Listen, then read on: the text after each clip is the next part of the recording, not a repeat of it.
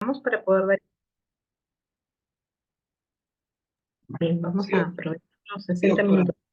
no hay problema. Si usted desea, podemos iniciar ya.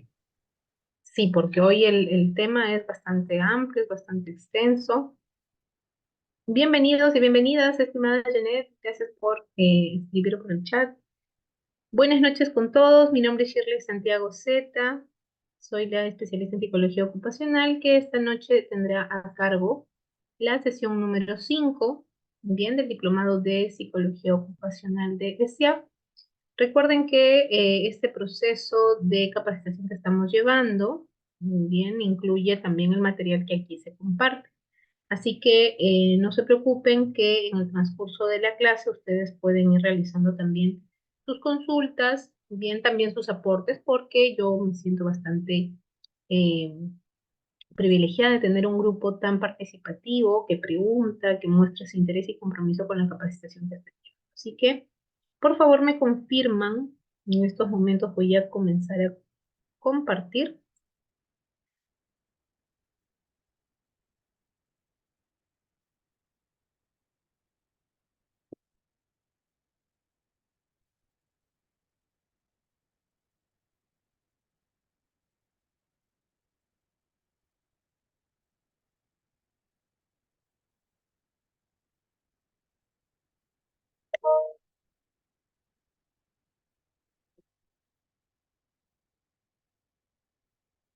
Bien.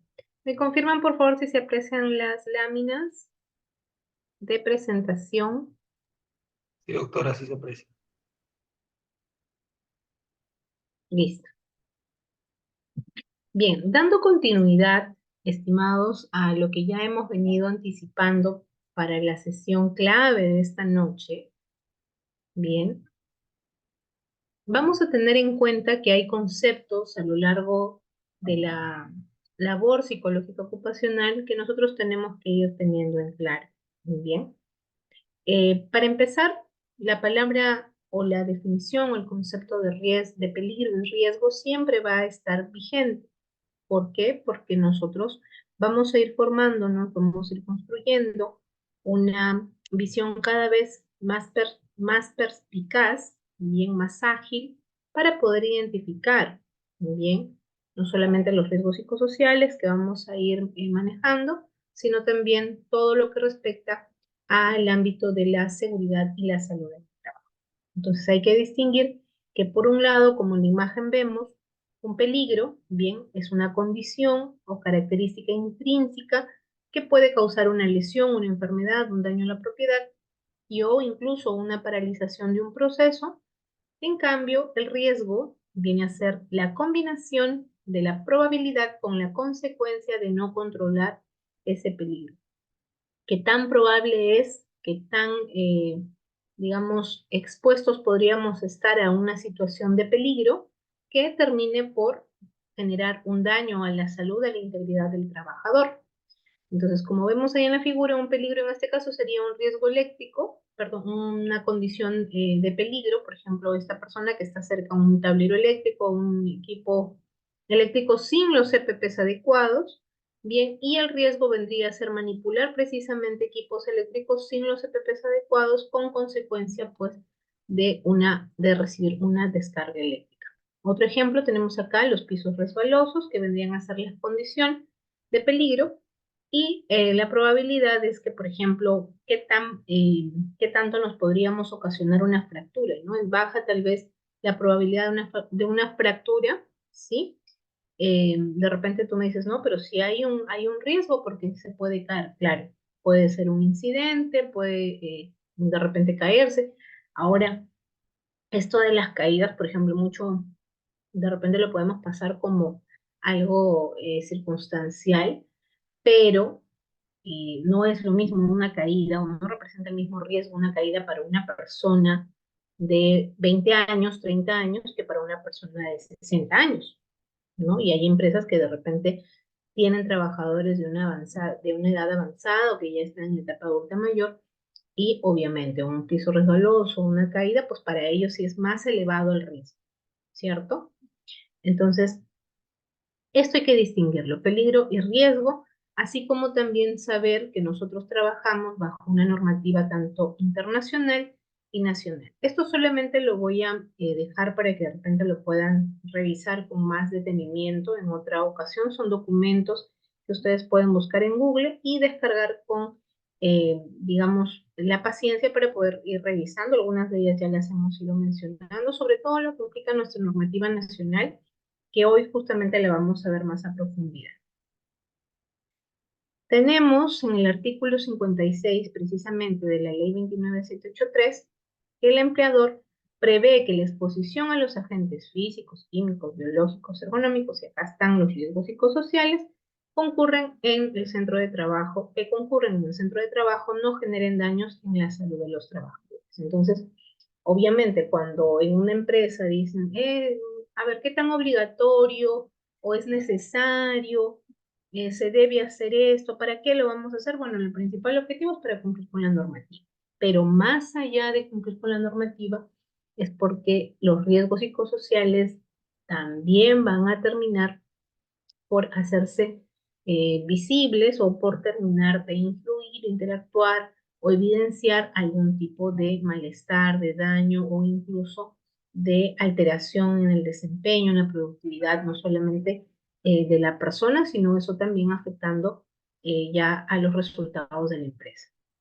El Decreto Supremo número 05 del año 2012 del Ministerio de Trabajo nos habla también de específicamente ya la ley reglamentada como tal, y en el artículo 26 señala que el empleador está obligado, punto número en el inciso G, adoptar disposiciones efectivas para identificar y eliminar los peligros y los riesgos relacionados con el trabajo y promover la seguridad y la salud en el trabajo.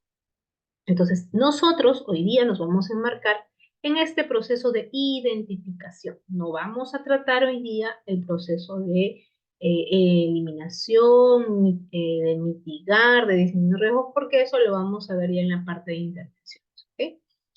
En el inciso H nos hace mención a establecer los programas de prevención y promoción de la salud y el sistema de monitoreo de su cumplimiento. Así también, en ese mismo decreto, en el artículo 33, señala que son registros obligatorios del sistema de gestión de seguridad y salud en el trabajo, entre los registros de monitoreo de agentes físicos, químicos, biológicos y también los agentes psicosociales, así como de los factores de riesgo disergónicos. Entonces, hoy por hoy es una regla, bien, es, digamos, es una situación que está incluida dentro de las auditorías, bien, que la SUNAFIL, el Ministerio de Trabajo, puede realizar porque es una exigencia, porque es una obligatoriedad, sí. Muchas veces a los empleadores las cosas digamos, los monitores los hacen sobre todo por obligación, pero recuerden que la ley tiene un carácter persuasivo, entonces nosotros como profesionales tienen que, digamos, abordar ese punto para poder continuar, darle una sostenibilidad en los programas de intervención que después propongamos, porque aquí está el sustento, bien, de este actuar. Tenemos la norma básica de ergonomía y de procedimientos de evaluación de riesgos disergonómicos, cuya resolución ministerial 375 del 2008 del Ministerio de Trabajo en el capítulo 3.7 nos habla de los factores de riesgo psicosociales, como aquellas condiciones que se encuentran presentes en una situación laboral y que están directamente relacionadas con el ambiente, la organización, el contenido del trabajo y la realización de las tareas que afectan al bienestar de la salud física, psíquica y social del trabajador, así como del desarrollo.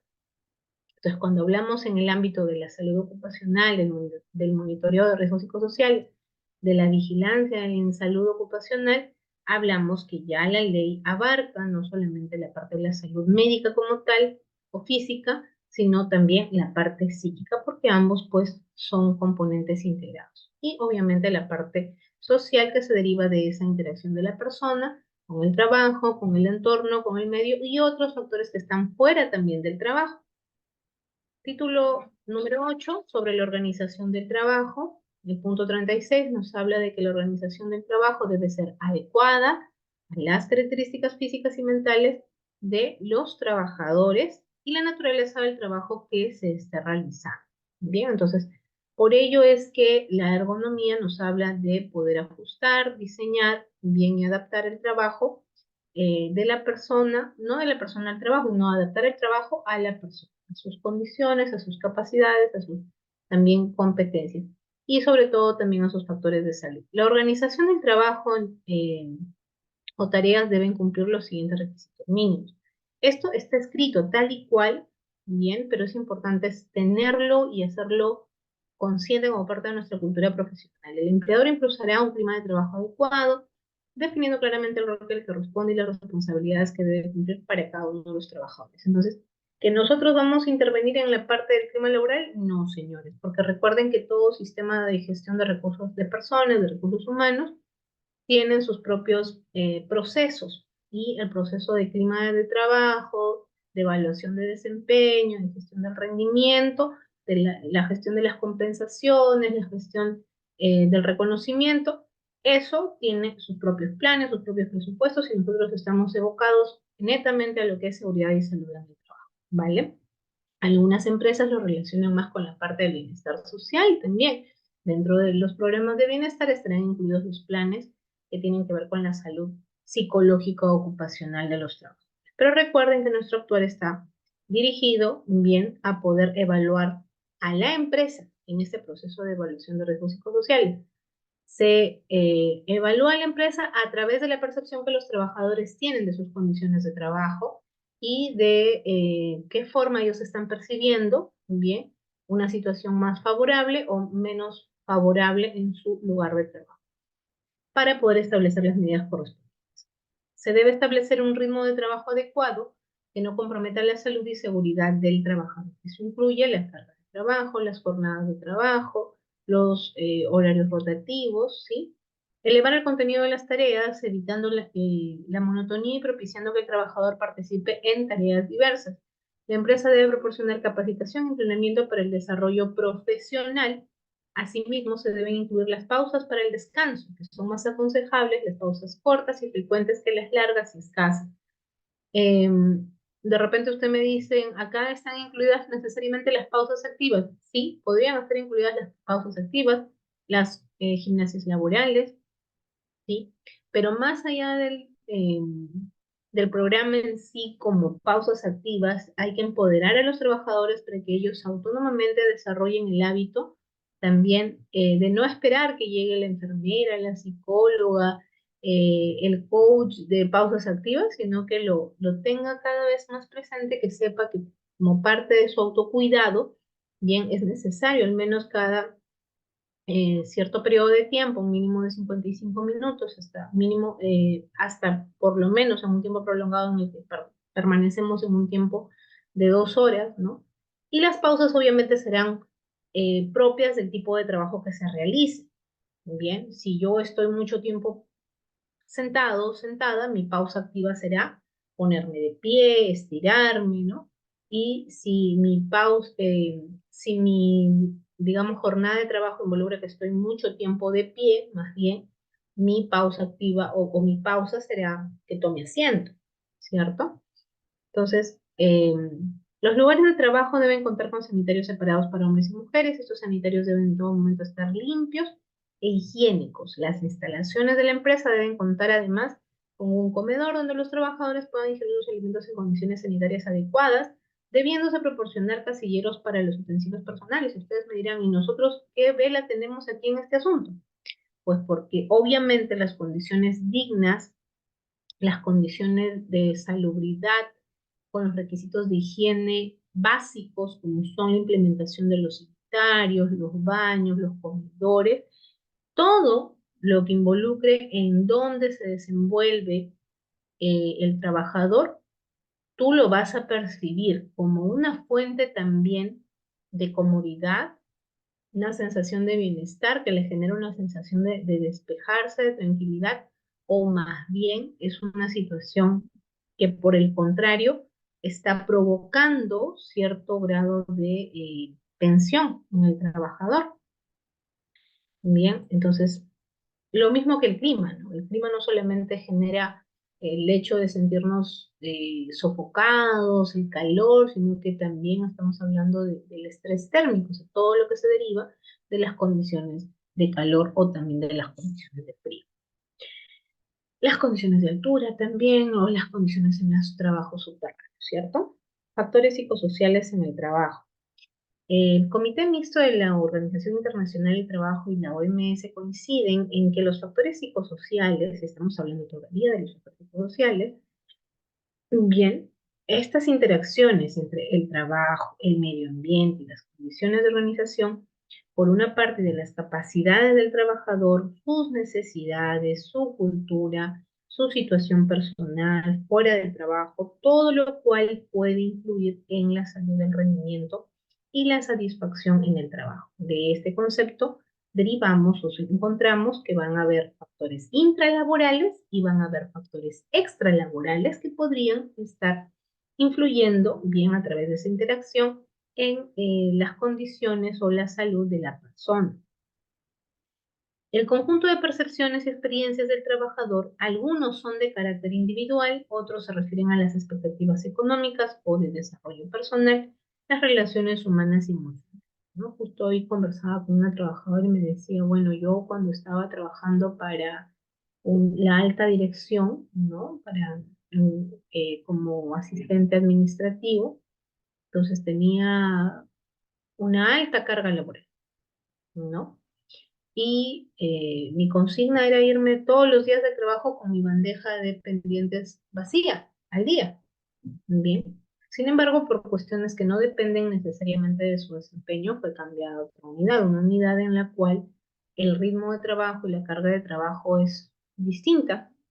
Y ahora más bien, esta persona experimenta, por ejemplo, situaciones de monotonía, aburrimiento, desmotivación por el mismo hecho de no sentirse productiva como antes.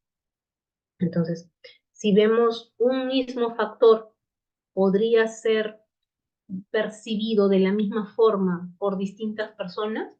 Claro que no. Entonces, como ven, hablamos de una interacción, es decir, hablamos de dos partes. Por un lado, las condiciones externas al trabajador y por otro lado, las condiciones y motivaciones también internas del trabajador, ¿cierto? Más allá del tema motivacional, que si me gusta o no me gusta mi trabajo, o que me siento orientado al logro, no estamos hablando de eso, sino de sus expectativas sobre su calidad de vida. Por ejemplo, el rango de pertenencia que tenga su empresa, si está satisfecho, está insatisfecho con su salario, de repente tiene 10, 15, 20 años con un rango salarial que ya no se adecua a la realidad de su carrera, ¿no? Y todavía no hay ese proceso de homologación salarial. Entonces, ese tipo de situaciones pueden ir mermando, pueden ir generando, bien, una especie de resentimiento más bien del trabajador, de insatisfacción, de no poco reconocimiento, bien, y eso de alguna manera puede afectar tanto su parte psicológica, psicosocial, familiar, como que también podría interferir en las relaciones también intralaborales, ¿no? Entonces, podría porque hablamos de una probabilidad. Puede ser que se dé, puede ser que no se dé. Entonces vamos a ir avanzando para llegar al punto en el cual nosotros vamos a tener una noción clara de lo que son los riesgos psicosociales como tal. Entonces, bajo la definición también de la OIT y la OMS, entendemos que los riesgos psicosociales en el trabajo son aquellas condiciones que se encuentran presentes en una situación laboral y que están directamente relacionadas con la organización del trabajo, los procedimientos y métodos empleados con las relaciones interpersonales, con el contenido del trabajo y con la realización de las tareas propiamente dichas, que tienen la potencialidad de causar daños físicos, psíquicos o sociales a los trabajadores y a la productividad empresarial. ¿Qué tan probable es entonces que este factor psicosocial, bien, repercuta o genere un daño o haga que la persona se termine por enfermar? Y cuando hablamos de enfermar, de deteriorarse su salud, hablamos de que pueda desarrollar algún cuadro, por ejemplo, no solamente psicológico como es el estrés, sino que empiece a somatizar, que empiece derivado de ello también a experimentar problemas endocrinológicos, cardiovasculares, que se vea afectado su sistema nervioso central, etcétera, etcétera. Incluso la parte dermatológica, ¿no? Porque parte de somatizar es que toda la afectación, pues, o la forma en la cual las personas lidian con las tensiones, muchas veces se va a manifestar también a nivel eh, somático del cuerpo, ¿no? A largo plazo, la exposición a los riesgos psicosociales puede provocar alteraciones cardiovasculares, respiratorias, inmunitarias, gastrointestinales, dermatológicas, endocrinas, musculoesqueléticas, era lo que me faltaba, y obviamente también de la salud, lo que les estaba haciendo referencia. Entonces, atentos aquí, por favor, porque nosotros vamos a ver, cuando me preguntaron la clase pasada, en el examen medio ocupacional anual que se realiza, o ahí podemos incluir la evaluación de riesgos psicosociales para aprovechar, ¿no? Para ser prácticos, ya, como se dice, abordamos dos puntos en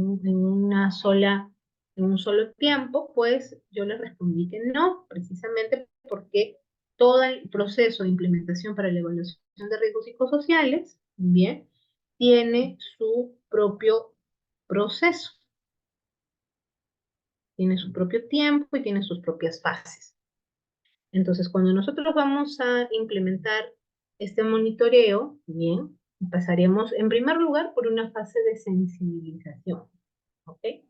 Yo sé que muchas personas me dirán, sí, ya, yo quiero que me compartan qué instrumentos tengo que aplicar.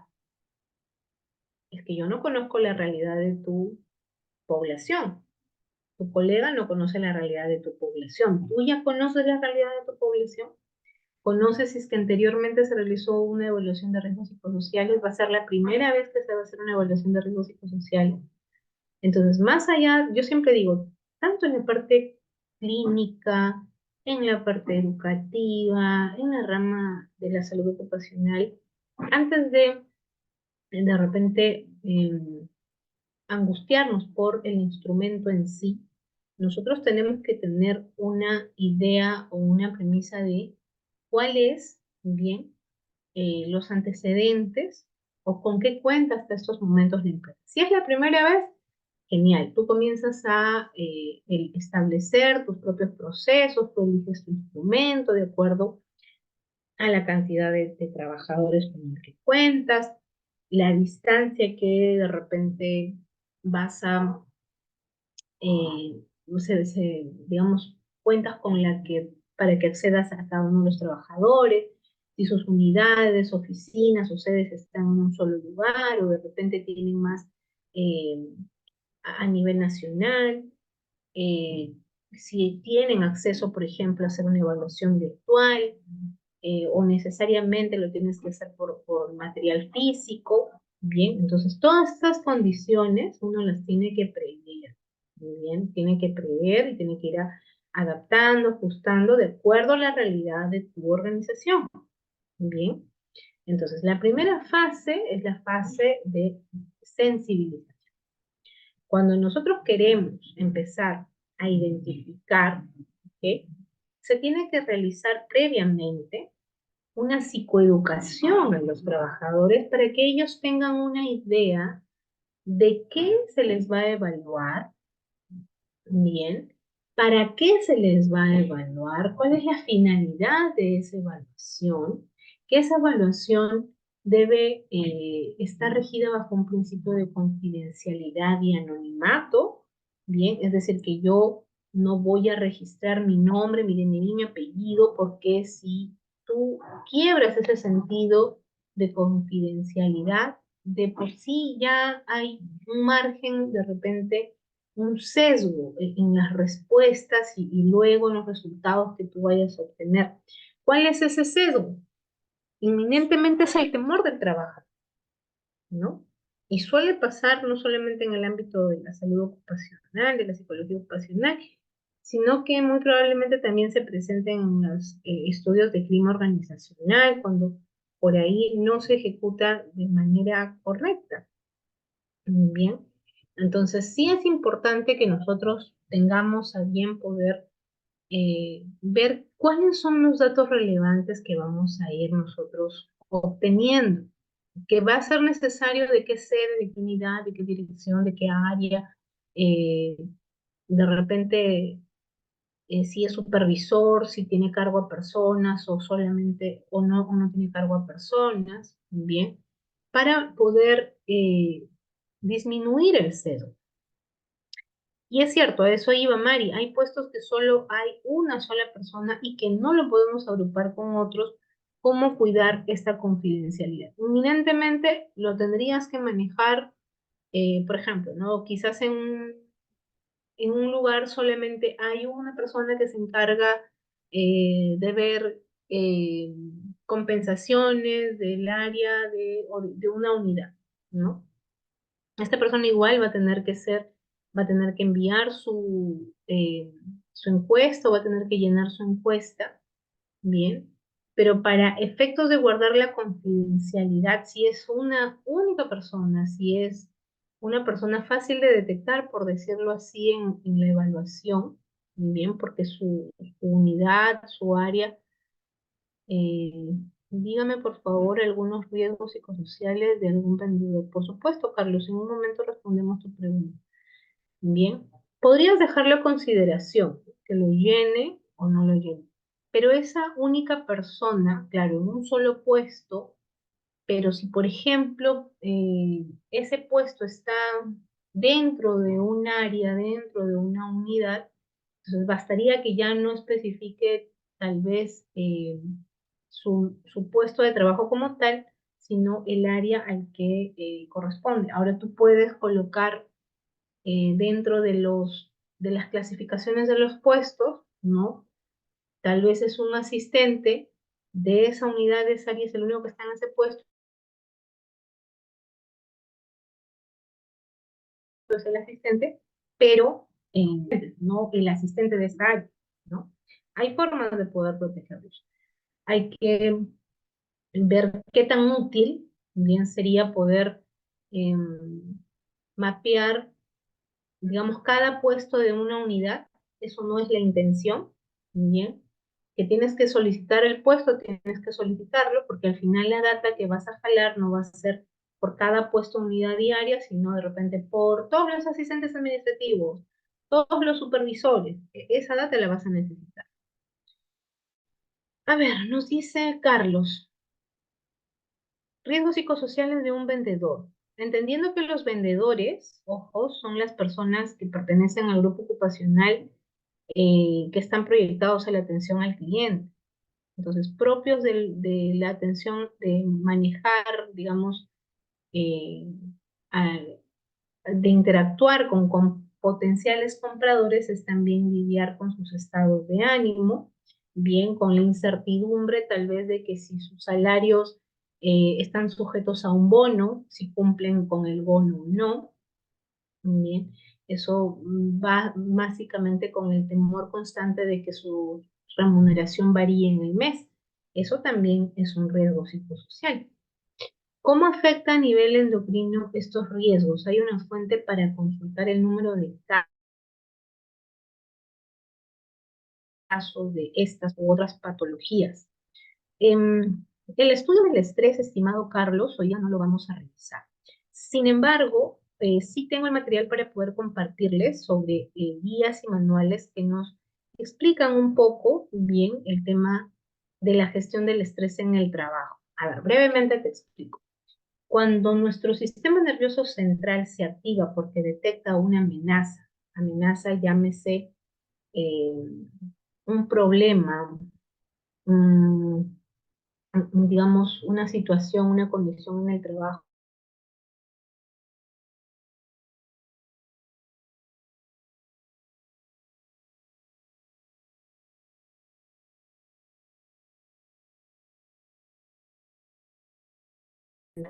vergüenza, ansiedad, lo quería de repente agarrar del cuello, lo que sea, el sistema nervioso central se activa, inmediatamente activa el sistema parasimpático. El sistema parasimpático comienza a segregar a nivel hormonal diversas sustancias que, digamos, activan bien altos niveles de cortisol en el organismo del ser humano. La respuesta fisiológica del estrés es lo que tú tendrías que buscar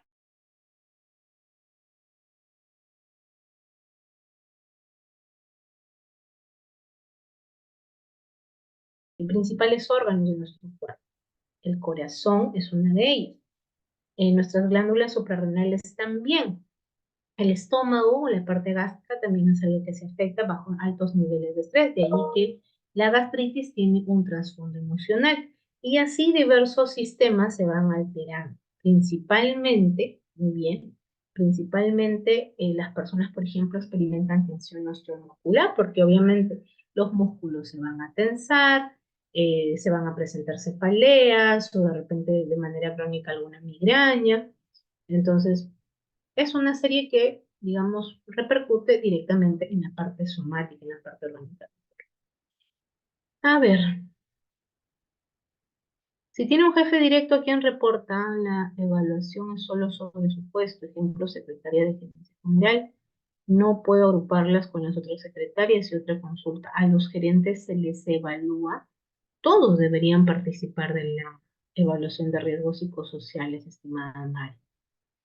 Idealmente, bien, cuando nosotros aplicamos los instrumentos, hay preguntas, bien, que hacen los encargados de equipos, pero también, perdón, los que tienen de repente en referencia a su jefe, a su jefatura, a su gerencia, pero también hay preguntas que van asociadas a cómo la misma cabeza percibe, bien, la interacción con sus subordinados. Entonces, idóneamente sí. En la realidad, ¿qué tanto responden los gerentes? No te sabría dar ese dato exacto. ¿Cómo se pueden controlar o intervenir el área de trabajo de personas que realizan home office o que trabajan en campo? Interesante, pero a ver, cuando tú me comentas, Derek, ¿cómo se puede controlar o intervenir el área de trabajo de personas que realizan? ¿A qué te refieres? ¿Controlar en qué sentido? Porque yo podría asumir que deseas controlar, no sé, el cumplimiento de sus tareas o controlar el tema de los riesgos psicosociales. ¿Qué es lo que de repente me gustaría que me especifiques en ese aspecto? ¿Qué es lo que deseas controlar o intervenir? Claro que cuando hay una modalidad de home office, habrán condiciones de trabajo un poco diferentes en las personas que están trabajando en su sede de manera presencial. Principalmente, uno de los factores de riesgo psicosociales en el trabajo remoto, en el teletrabajo, en el home office, es el tema del tiempo, ¿no? O sea, estando en casa, ¿qué tanto la persona tiene la posibilidad de desconectarse digitalmente? Durante la pandemia se elaboraron algunos instrumentos para evaluar riesgos psicosociales en home office.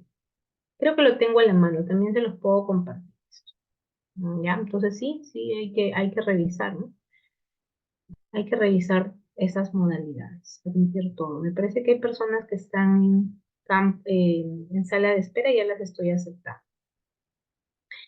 Entonces, dentro de este proceso de identificación, bien, estábamos hablando de la fase de sensibilización de saber, que la persona tenga una noción de qué es lo que se va a evaluar, cómo se les va a evaluar, durante qué tiempo o en qué periodo de tiempo van a participar y luego qué es lo que se va a derivar de ese trabajo, qué recomendaciones al final o a qué apuntamos, bien, con esta evaluación. Ahora, para poder ejecutar como tal la fase de evaluación, bien, nosotros tenemos que, como les decía en un inicio, conocer la realidad, las características. Por ejemplo, acá Derek nos comenta, ¿no? Si hay alguien en home office, entonces habrán tal vez personas en tu institución que hacen trabajo remoto exclusivamente, hacen trabajo semipresencial, ¿sí? Están unos días viniendo a trabajar de manera en el espacio, en la empresa, o habrán días de la semana que también solamente se conectan al teletrabajo, ¿sí? O está en modalidad mixta. Entonces, todas estas situaciones tú las tendrías que comenzar a manejar.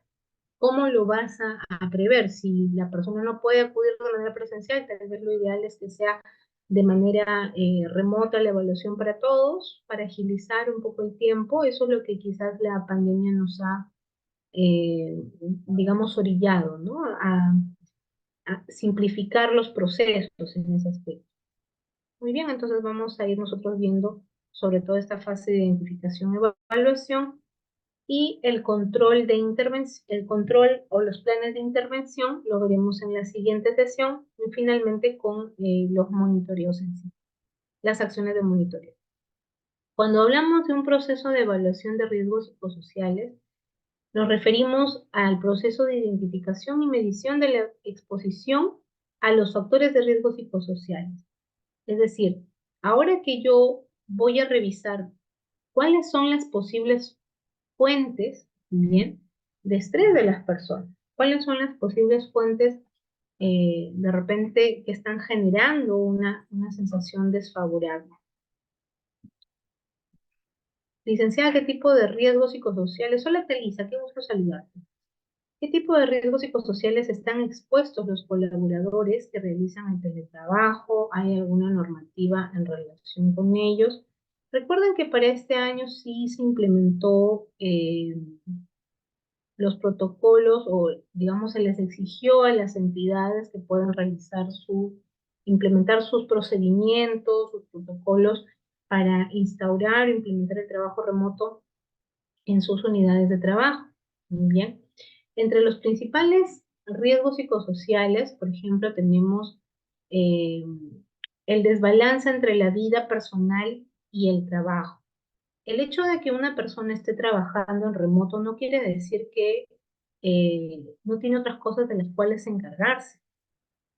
Tanto para el empleador como para la familia del trabajador, inicialmente se asumían o se creaban ciertos mitos o ciertas falacias acerca de el hecho de que esta persona esté en casa, ¿no? El empleador posiblemente dice, bueno, como estás en tu casa, ¿no? Contéstame un correo a las 7, 8, 9, 10, 11 de la noche. Estás en tu casa, ahí tienes tu máquina. Eso podría generar un desbalance porque interfiere entre la vida personal, entre la vida familiar del trabajador y, eh, y obviamente alterar su calidad, su cotidianidad. Y viceversa, ¿no? O sea, el hecho de que, por ejemplo, sobre todo en el caso de las mujeres, y no es por un tema de diferenciar o, digamos, distinguir, pero sí, la realidad es que la carga, por ejemplo, mental para una mujer que trabaja en el home office, cuyos niños de repente están todavía pequeños o que todavía están en edad escolar, involucra un reto mayor para poder organizarse, para poder diligenciar todas las actividades que tiene que hacer. Entonces, creo que ese es uno de los principales riesgos psicosociales, ¿no? El tema del desbalance entre la vida personal y el trabajo, que no quiero decir que siempre vaya a ser así. El mismo hecho de reconocer que hay un riesgo, que hay una exposición, es importante implementar y adoptar medidas. Por ejemplo, cuando se adoptó el tema de la desconexión digital, se exigió o se implementaron políticas en las empresas de favorecer la desconexión digital, es decir, está terminantemente prohibido enviar comunicaciones por WhatsApp, por correo electrónico, al sistema de gestión de la empresa, salvo pues situaciones muy urgentes que tal vez por la misma naturaleza del trabajo era necesario, ¿no?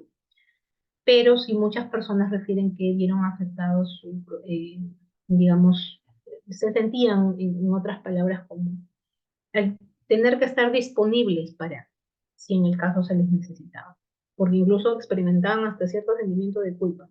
Por ejemplo, aquellas personas que tal vez están en el semipresencial por temas de salud, en ocasiones están en casa, en ocasiones están en el trabajo, y los mismos compañeros, por ejemplo, pueden percibir una situación, entre comillas, de trato diferenciado, de trato preferencial o de incluso de cierto recelo, ¿bien?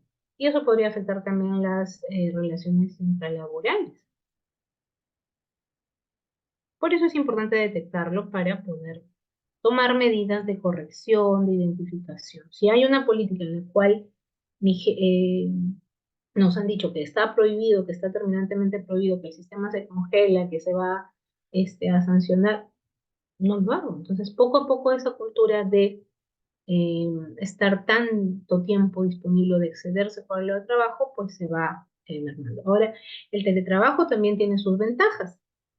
A nivel económico, por ejemplo, los costos de desplazamiento, de viaje que las personas tienen que hacer, ¿no?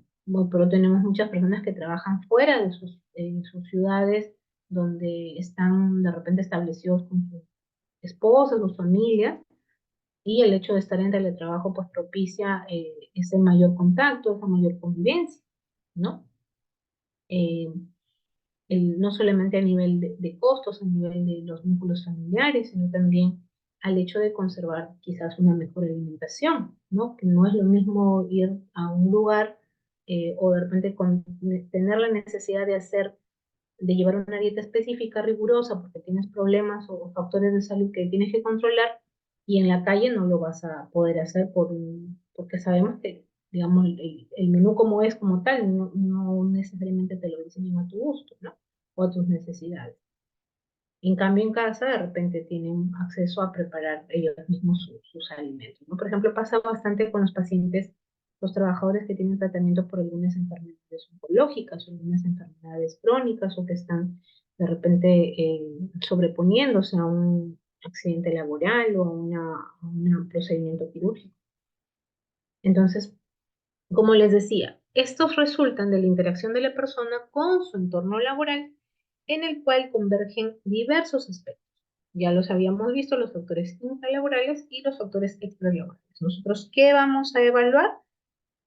Ese encuentro, esa interacción en el cual se encuentra sumergida la persona. ¿Con qué objetivo se realiza la evaluación de riesgos psicosociales? El objetivo es mejorar las condiciones psicosociales del trabajo. O sea, mi objetivo es identificar, sí, claro, tu objetivo es identificar, pero no vas a identificar por identificar o evaluar y ahí quedó, te dieron el registro del monitoreo de riesgos y se terminó la cuestión, no.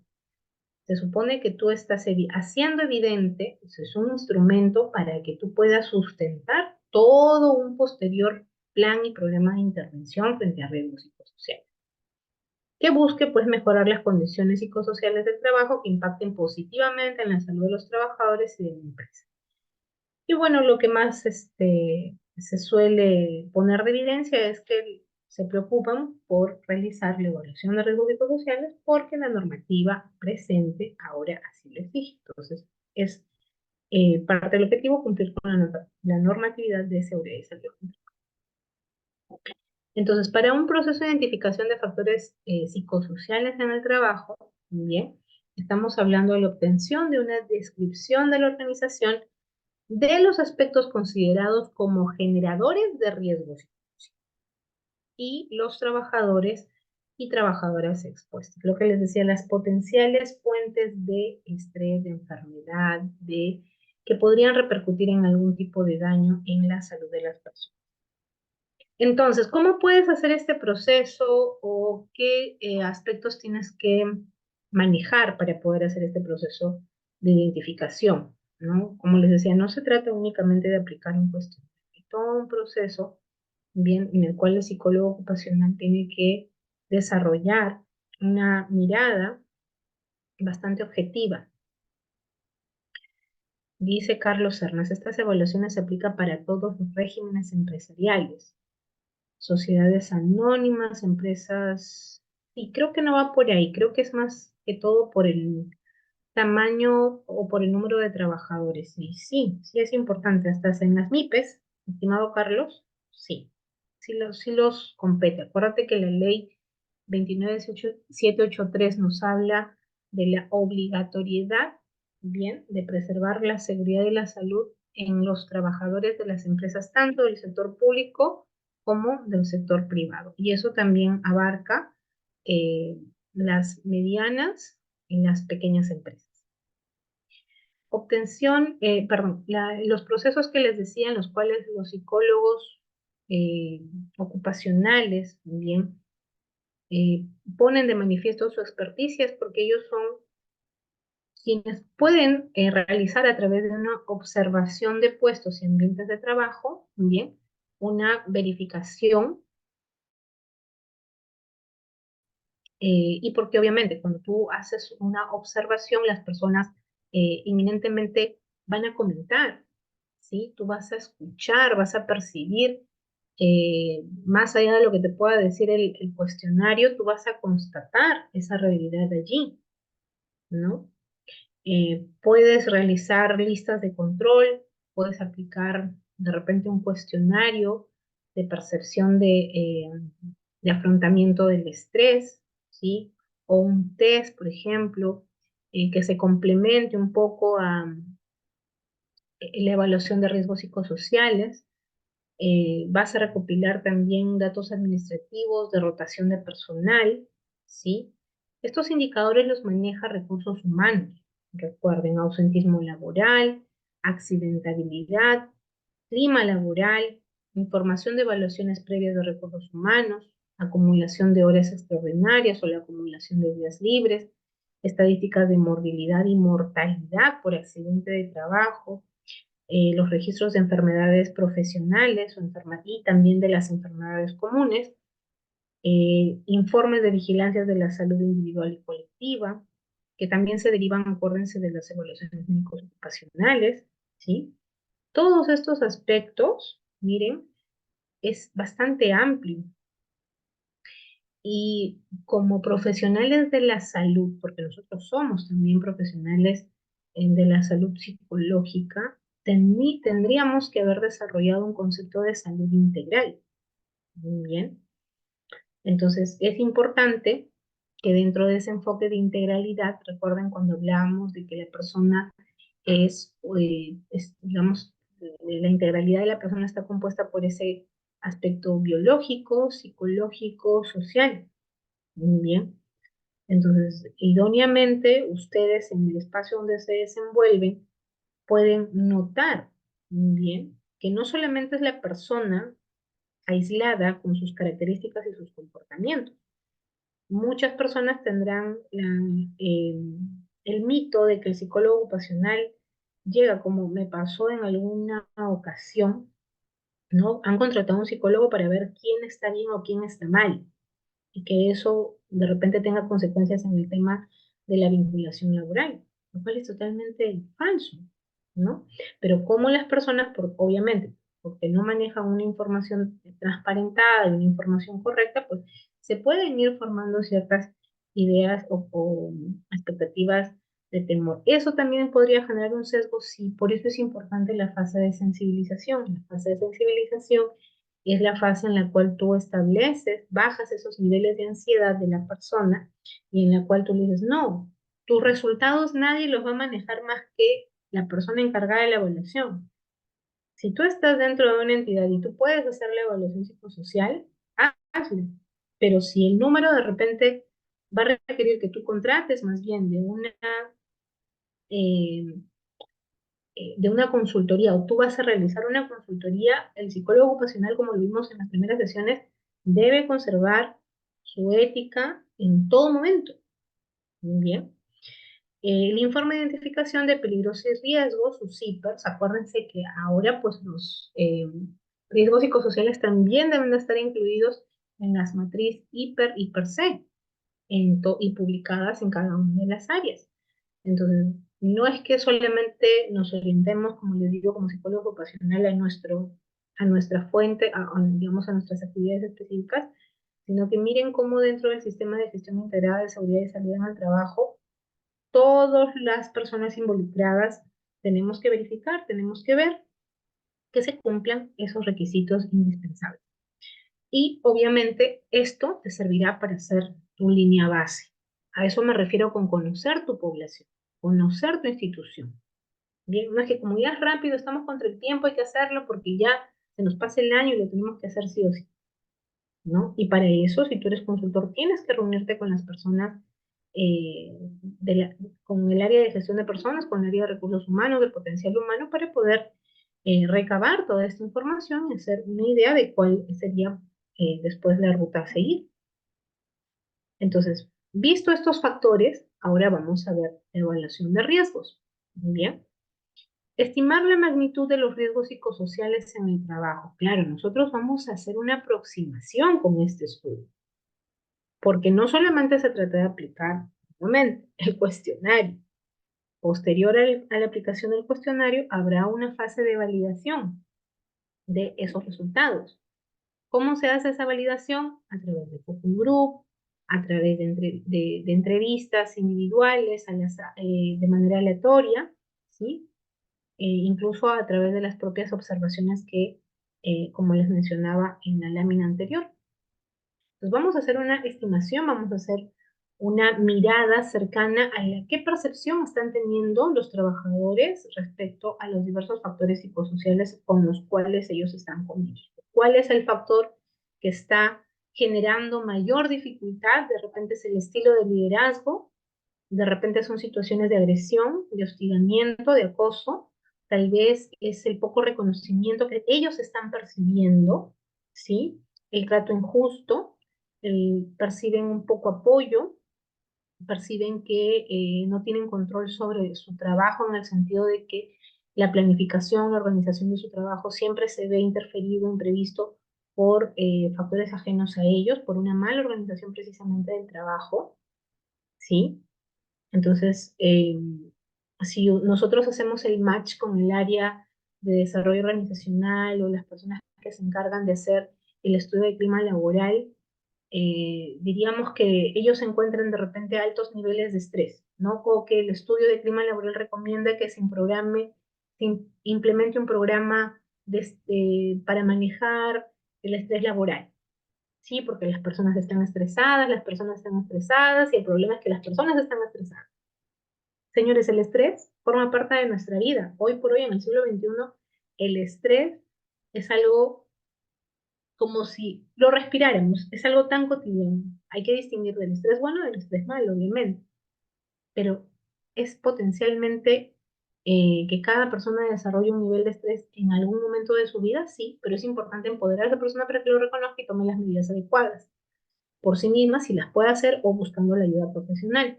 Pero volviendo al punto de que las personas viven estresadas en el trabajo, bien, de repente con el estudio de riesgos psicosociales te das cuenta que el estrés que les están generando es porque no hay el personal adecuado, capacitado, o no hay el personal suficiente para atender tremenda carga laboral. Hay una sobrecarga laboral porque las jornadas de tiempo, porque han tenido bajas, porque hay personas que están de licencia, porque hay personas que han cesado, porque hay personas que han renunciado. Entonces la tarea de estas personas la está asumiendo alguien más en adición a sus propias funciones. Dime cómo esa persona no va a estar estresada. Entonces, ¿de qué le va a servir a ti, a esa persona, tu programa de estrés laboral? Cuando quizás el núcleo o el origen de la situación desfavorable o una manera más estratégica, más efectiva sería poder comenzar a diligenciar a nivel organizacional. Y eso tú no lo vas a hacer, pero tú lo estás visibilizando con el estudio. Y que se pueda ayudar a las jefaturas, a las direcciones, a las supervisiones, a poder manejar, organizar, diligenciar mejor el trabajo en equipo, ¿sí? A distribuir mejor la carga, a evidenciar de repente problemas de salud que una persona está presentando y que no lo está diciendo, no lo está manifestando abiertamente por temor, porque quiero conservar mi trabajo y si me enfermo yo no me voy a tener en consideración. Entonces, muchas personas tienen esa percepción. Entonces, continuemos con esto. Comprende discriminar tanto los factores de riesgo psicosocial, así como los factores protectores. Ahora, puede ser que el estilo de liderazgo sea potencialmente dañino, de la forma en la que lo estamos percibiendo, como que quizás sí, aquí hay un ritmo de trabajo extenuante, lidiamos con clientes difíciles, pero nuestro jefe siempre nos apoya, nuestro jefe nos levanta, nuestro jefe nos defiende. Entonces, eso que para un grupo de personas o para una realidad en un contexto, en un área, podría representar un mayor riesgo, algo desfavorable, para otras personas podría sí ser más bien lo que los apalanca, ¿sí? Con el fin de establecer acciones de promoción de la salud mental y prevención de daños en los trabajadores. Considerar tanto la parte cuantitativa como les decía, tú vas a encontrar en el instrumento puntajes, niveles, vas a hacer tu revisión, tu estudio, tus prevalencias, Pero también tienes que ver la valoración cualitativa. Y aquí es donde está la fase de validación, ¿ok? Con las entrevistas en profundidad, con grupos focales, a través de los cuales tú vas a de repente decir, bueno, en esta unidad nosotros encontramos altos índices o altas prevalencias, o miren, muchas personas están aquí saliendo con el tema tal vez de apoyo social entre compañeros, ¿no? Se percibe un desfavorable apoyo social entre compañeros. Entonces, cuando conversamos entre las personas de repente del área involucradas para pensar, encontramos que históricamente, sí, hay un trato de repente preferente entre los compañeros de esa área y que es propiciada directamente por el jefe y que todos lo perciben de esa forma. Entonces, es importante validar, es importante tener este contacto, ¿sí? Con las personas para que te puedan esclarecer. Ah, de esto se trata. A mí me hace un poco, me recuerda una experiencia que no tiene nada que ver con el tema psicosocial, pero en la etapa del COVID, comparto, mi papá tuvo que ser sometido a exámenes porque había estado en contacto directo con mi mamá. Bueno, mi mamá falleció y el médico me dijo, tu papá hay que hacerle exámenes de inmediato, ¿no? Pero mi papá está saturando 98, no tiene malestar, está tranquilo, está muy... Sí, pero hay que hacerle los exámenes. Ni el doctor ni yo habíamos, digamos, bueno, el doctor no había visto todavía físicamente a mi papá. Me mandó la receta así por virtual, ¿no? Por WhatsApp. Y bueno, los resultados de esos estudios indicaron que mi papá tenía los pulmones afectados al 60%, ¿no? Tanto el pulmón derecho como el pulmón izquierdo por neumonía compatible con el sarcoma. Y también encontraron en sus exámenes de sangre sus niveles de fibrinógeno volando, que es el nivel de coagulación de sangre. Estaba muy grave la situación. Efectivamente, el médico llegó a la casa, lo examinó a mi papá, y el doctor no podía creer que mi papá camine, converse, hable, se siente, se ría. Entonces, el doctor no se podía explicar, ¿no? La razón era de que mi papá toda su vida había practicado un deporte muy bonito que le encanta, que es el tenis. Y en cierto modo él nos explicaba que esas condiciones previas, físicas, respiratorias, propias del deporte, estaban por ahora conteniendo. Pero obviamente tuvo que llevar su tratamiento, ¿no? Él sí se recuperó. Ahora, es importante, bien, no, te lo comparto esto porque no es eh, o mejor dicho, es importante que no sesgues los resultados o tu informe de resultados únicamente en las encuestas, únicamente en el instrumento, en los resultados del instrumento. Acuérdate que nosotros estamos haciendo una estimación. Ya si tú haces el match, el instrumento me dice que esta realidad se está dando así, y en entrevista con el trabajador tú dices, está así realmente, entonces, genial, lo dejas en evidencia en el registro.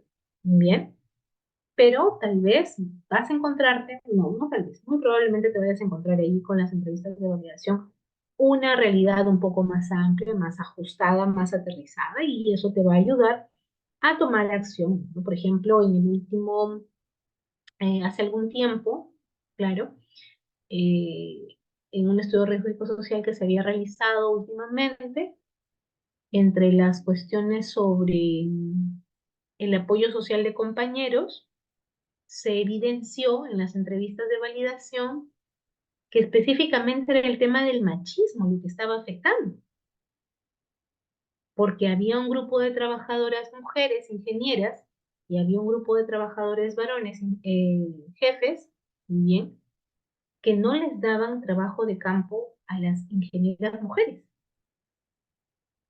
y que las bromas y, digamos, la interacción y la convivencia muchas veces se basaba en bromas machistas, ¿sí?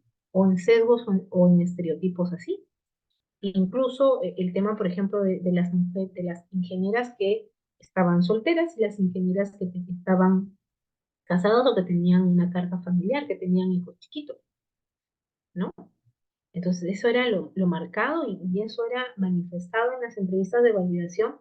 Y al final ahí no hubo necesidad de colocar un programa de estrés, sino más bien un programa de agentes por la igualdad, ¿no? De la igualdad de género. Ir cambiando esos patrones. Pero obviamente las recomendaciones ya quedan para el área de recursos humanos. Mari, en la práctica, en la evaluación cuantitativa, si empleamos el Sensopas Corsop versión media con sus 122 ítems, es sugerido para niveles operativos en empresas de más de 600 trabajadores. La cantidad de ítems muchas veces suele eh, ser un factor que, como es parte de la intervención, digamos, como es parte del instrumento inminentemente, suele resultar agotador para las personas. Bien, pero si tú eh, propicias un proceso de evaluación con las condiciones más idóneas, esos 121 ítems o 122 ítems pueden ser un poco más digeribles.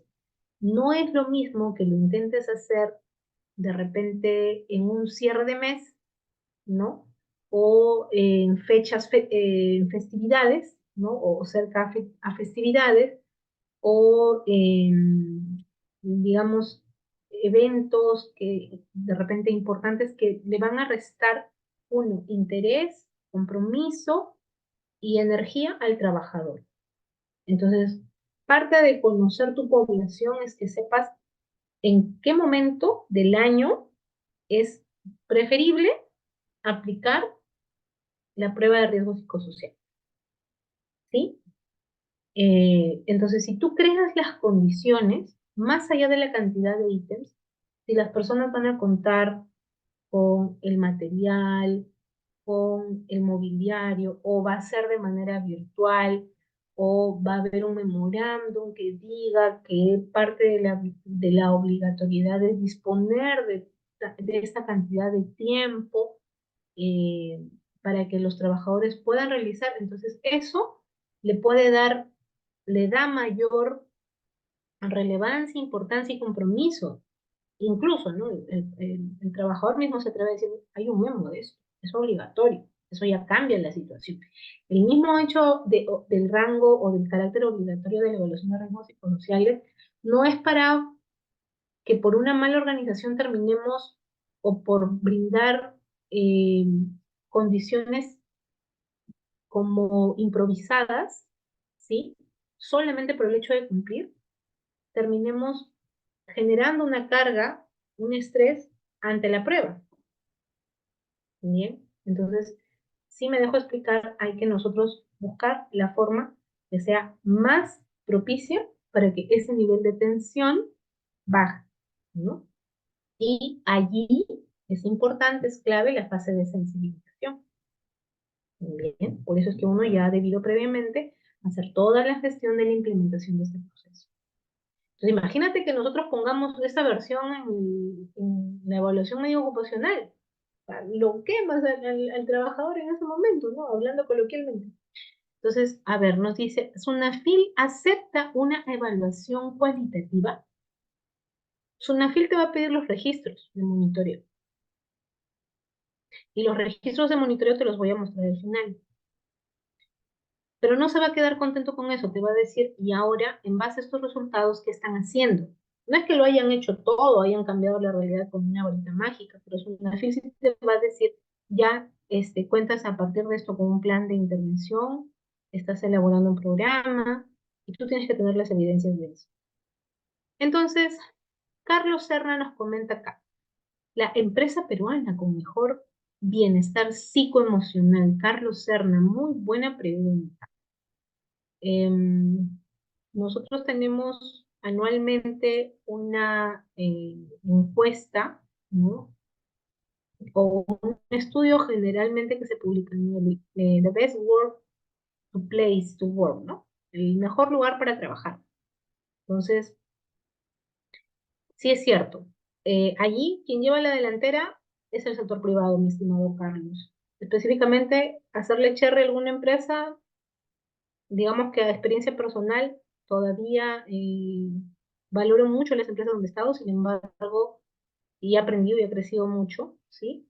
Pero digamos que esa información creo que si nosotros googleamos un poquito, el mejor lugar para trabajar, vamos a encontrar pues definitivamente quien lo va liderando es el sector privado, ¿no? Un sector incluso financiero. Vamos a ver por acá. Además de evaluar los niveles de satisfacción en el trabajo, indicadores de estrés laboral, niveles de fatiga laboral, indicadores del síndrome de burnout, moving o acoso laboral, que les voy a aplicar un instrumento por cada una de estas cuestiones, no necesariamente. Si lo puedes hacer, en buena hora. Si tienes las condiciones para poder complementarlo, genial. Si no, a recurrir a digamos, al método de observación, al método clínico y obviamente con las entrevistas. Ahora, en esta fase de evaluación propiamente dicha, eh, de los riesgos, de los factores de riesgo, bien, vamos a buscar cuáles son las principales fuentes, bien, de potencial daño para la salud de las personas. Tenemos que elegir qué metodología y qué técnicas de investigación se van a aplicar y planificar y realizar el trabajo de campo. Y aquí va ya la parte de la aplicación del instrumento como tal. Y los análisis de los resultados y la elaboración de un informe.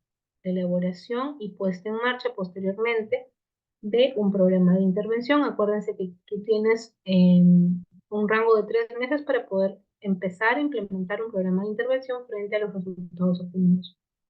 El seguimiento y control posterior también, no posterior, sino a la par que tú vas implementando o ejecutando ya el programa de intervención, tienes que ir poniendo parámetros para ir evaluando el alcance, la participación, los indicadores que tú vayas a establecer respecto al programa.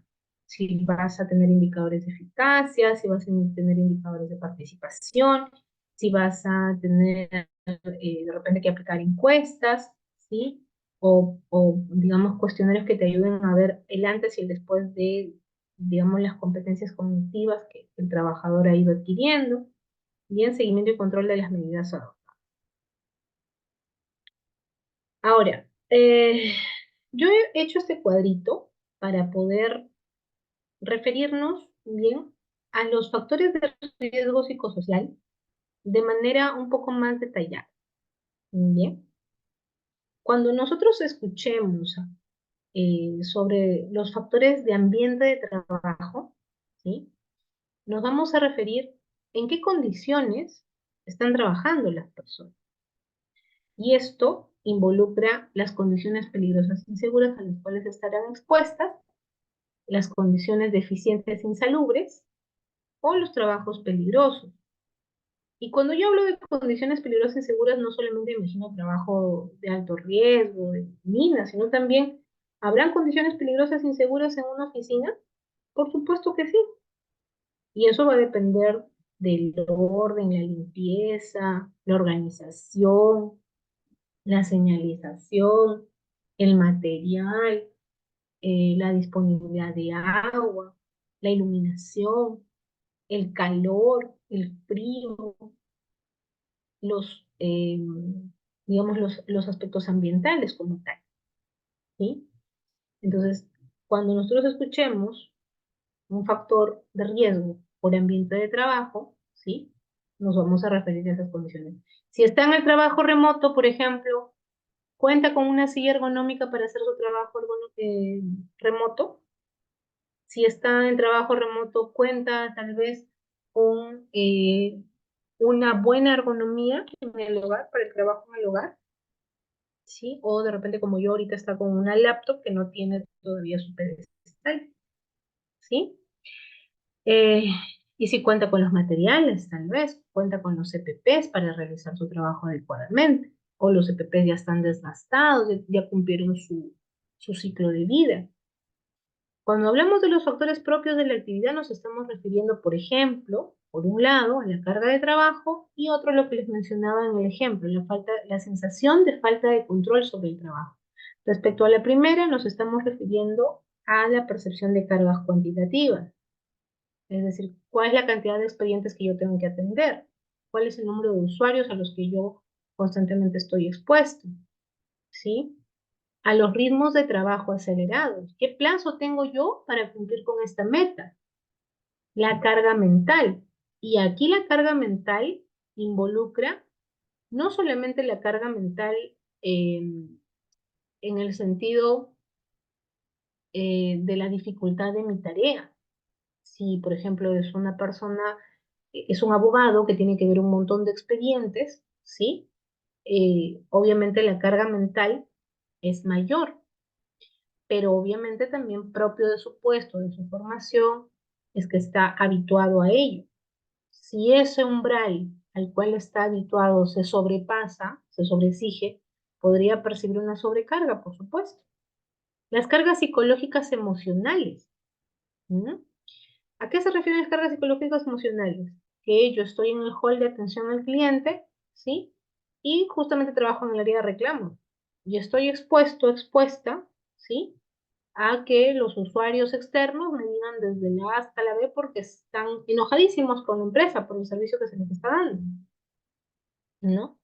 O que yo tengo que lidiar con las cargas emocionales de mi jefe, de mis clientes internos, porque yo soy el área tal vez eh, de planillas, ¿sí? Y de repente les aplico un descuento, o de repente se les registró mal, no sé, unas vacaciones, qué sé yo, o no se les atendió, no se les activó el SSPR porque tuvieron un accidente, tal vez, un incidente, y obviamente lidio con las reacciones emocionales de las personas. El área de recursos humanos es un área que, por ejemplo, está expuesto a ello. Es un área que de repente tiene que lidiar con los conflictos sociales, con los conflictos comunitarios, o es encargado de las relaciones comunitarias. Las cargas de alta responsabilidad. Tengo que cuadrar caja, tengo a mi cargo información muy importante, muy sensible, muy confidencial. Tengo a mi cargo materiales, equipos de un alto valor económico. Y también tenemos las cargas contradictorias o inconsistentes. Yo sé que mi trabajo tiene que ser de esta forma, pero mi jefe me insiste en que yo firme cosas que yo no tengo que firmar, o que dilate, demore, o ya hay una interferencia y el trabajador entra en conflicto. Existe en la actualidad, Carlos, muy bien, muy participativo. ¿Existe en la actualidad jefes que gritan? ¿Cuán común es? Donde hay un ser humano, Carlos, hay todo tipo de emociones. Y créeme que jefaturas que gritan, no sé, ahorita no sé cómo está en el sector privado, hace mucho, hace algún tiempo, de 2 años más o menos que no trabajo en el sector privado, pero lo que te puedo decir que en el sector público es muy común. Sí, nos dice Joana, justamente en el sector minero justifican hasta las palabras gruesas. Y pues seguramente habrán rezagos todavía de un estilo de liderazgo anterior, ¿no? La autora Guadalupe también nos comenta, dice, en mi trabajo es pan de cada día. Carlos Serna, ¿qué argumentan para justificar? Guadalupe está justamente en el ejemplo. Carlos, es un tema de política de la empresa. O sea, si el director, los jefes, las direcciones propician esas situaciones y se hacen de la vista corta, entonces se normaliza. Sin embargo, en el sector privado ahí es muy marcado y esto, obviamente, todas las instituciones públicas y privadas tienen sus reglamentos de trabajo, pero ¿cómo se traduce? ¿Qué canales hay para poder comunicar eso? Y cada vez se está buscando que al menos se puedan implementar canales de comunicación, medidas para poder eh, tomar las medidas correctivas necesarias. Así es, nos dice Telisa, también es visible en la mayoría de los contextos laborales. Entonces, seguimos con la falta de control y autonomía sobre el trabajo. El hecho de que tú tengas de repente, por la naturaleza de tu puesto, si tú organizas tu trabajo, quizás vas a tener mayor autonomía sobre la organización de tu trabajo. Pero si tu trabajo depende de otras áreas, depende de que te pasen información a otras unidades, depende que otro profesional, otro especialista, otro supervisor te acumule o te dosifique o te distribuya el trabajo, entonces podrían llegar a experimentar bien esa falta de control y autonomía. También, respecto a este punto, está la limitada o nula posibilidad de desarrollo, insuficiente participación y manejo del cambio. Es decir, el trabajador no se siente parte de, quizás, no es que tú le des la potestad de tomar decisiones importantes al trabajador, sino que del ámbito de su competencia, él puede también aportar algunas soluciones o recomendaciones. Y la limitada o inexistente capacitación. Voy a ver en el chat, nos están comentando. Nos dice por un lado Joana, también depende de la institución según la formación que tienen. Por ejemplo, hago cerumen en la sanidad y ahí es normal que un superior grite a uno de rango inferior y dicen que ya viene de escuela.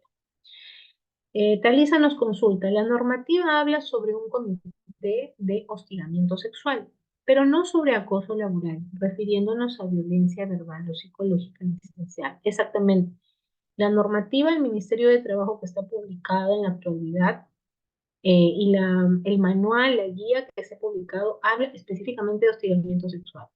Sobre lo que es acoso laboral, como ustedes lo han visto, está inmerso en la Ley de Seguridad y Salud en el Trabajo, está inmerso en la Ley de Salud Mental en el Perú. Sin embargo, todavía es un camino y es un terreno que se tiene que ir nutriendo de una base legal específica, de protocolos, de procedimientos.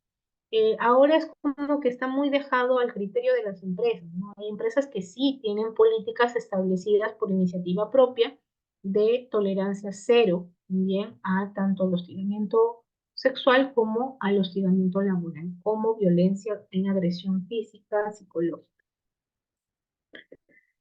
Continuemos con los otros factores de riesgo psicosociales. Tenemos también la categoría organización del trabajo.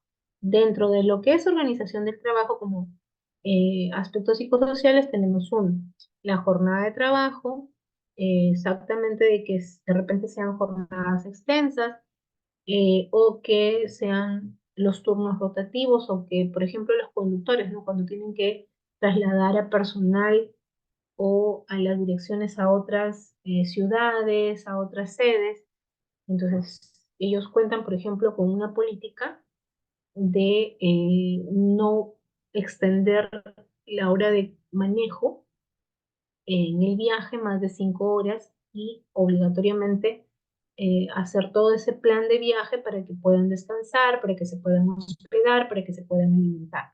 Pues todo eso tiene que estar cubierto, especificado, normado en los procedimientos, en las normativas de las empresas. Y ahí está lo que les hacía referencia, la organización del trabajo. Un riesgo psicosocial es la interferencia en la relación trabajo-familia, lo que yo les decía, el desbalance, ¿no? ¿De qué manera tu trabajo está influenciándote de manera desfavorable fuera de tu contexto laboral? Está interfiriendo porque, oye, yo no salgo, pero hace tiempo, no salgo a relajarme, ¿no? Porque yo sábado y domingo tengo que avanzar cosas en mi trabajo. Mis hijos, yo llego de visita a mi casa, ¿no? Llego de visita a mi casa porque todo el día y hasta la noche me la paso en el trabajo. Y ya los encuentro durmiendo. Me voy cuando salgo durmiendo porque aún más si trabajan en Lima, saben las distancias con el tráfico, para salir de casa y para retornar a casa, y esto, ¿cierto? Influencia en las responsabilidades familiares, ¿no? Es muy cierto que a lo largo del tiempo esta situación se ha ido cada vez reflexionando más. El sentido de vivir para trabajar o de trabajar para vivir, que el trabajo sea un medio, y esto es algo que cambiar un poco también la concepción de las personas y desarrollar habilidades de asertividad, porque a veces cuando tú exploras este factor en entrevista, te das cuenta que también hay estilos de personalidad que están con una mayor tendencia a ver interferida esas esferas de su vida porque no son capaces de decir no, porque no, les cuesta mucho decir que no, porque son personas tan complacientes, tan pasivas, que quieren evitar conflictos, ¿no? No es que yo no quiero que mi jefe lo vaya a tomar como que no estoy comprometido o que no me interesa, ¿no? Entonces hay que cambiar esas percepciones. Si tú realizas tu trabajo, si tú te organizas en tu trabajo, si tú eres eficiente con tu trabajo de manera responsable, bien, entonces sí puedes lograr establecer estos límites, que tu trabajo sea una parte, una esfera de tu vida, que no nuble toda tu vida, por decirlo así. Incluso hasta mm, podríamos de repente considerar a las personas que tienen un familiar que está dependiente de cuidado, el esposo, los hijos, el papá, la mamá, el hermano que tiene de repente alguna discapacidad y es la única persona eh, que lo acompaña, que lo cuida, que lo tiene que llevar a sus citas. Y de repente no puede esta persona porque precisamente el trabajo, digamos, no le da esa flexibilidad, ¿no? Claro, si no tiene un apoyo social y familiar más allá, ¿no? Son casos que sí se pueden presentar. Sobre el liderazgo y las relaciones en el trabajo, un factor de riesgo psicosocial podría ser el estilo de liderazgo, por ejemplo, cuando hay una escasa claridad de funciones, ¿no? O sea, yo he visto situaciones a lo largo de mi experiencia laboral, ocupacional, sobre todo en salud ocupacional, en espacios donde eh, quien tomaba las decisiones era el asistente administrativo o el asistente administrativo porque tenía uno más experiencia en el puesto, ¿sí? Tenía más años trabajando en una institución y de repente el jefe se encargaba de otros temas, pero de repente deslindaba responsabilidades a través de ese mecanismo. Y eso obviamente generaba insatisfacción porque quizás no había un adecuado estilo de comunicación entre los profesionales, los especialistas, con los asistentes administrativos, ¿sí? Entonces siempre hay que propiciar, o los líderes en este caso son los responsables de propiciar bien ese trato eh, basado en el respeto entre las personas, ¿sí?